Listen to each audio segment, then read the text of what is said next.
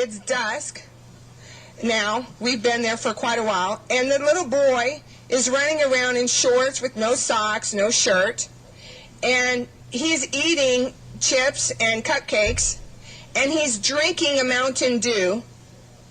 And they're playing, just horrible music pumping into this little kid's brain. And the child is running around like a banshee, as you might imagine. And so I point out to my daughter, and she's talking about, gosh, Mama, don't you think that little boy should have a shirt on? Absolutely. And you know what? Here's another thing, Roxana. Let's talk about his diet. Because that little boy's going to go home, and those parents are going to want him to go to bed, right? I mean, don't you want him to go to bed?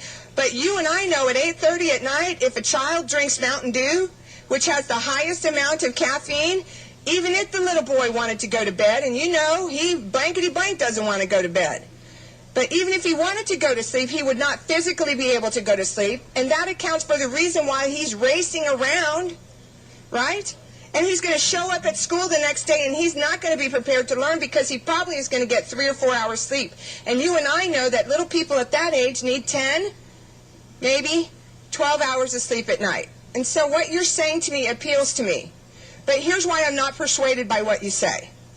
Because I think that teacher that looks at those babies and says, God bless these children, Lord. How am I going to reach this child? I'm going to do everything I can. So I'm going to keep snacks in my drawer, and I'm going to meet with this little child in his lunch hour, and I'm going to love on him, and I'm going to hug him, and I'm going to make sure he gets clothes, and I'm going to coach him on his reading, and I'm going to coach him on his colors, or whatever it takes. I'm going to pour out my blood for this child. I want to reward that in that teacher. I want to pay those teachers who do that. I want to encourage that. And that's what I think this bill does.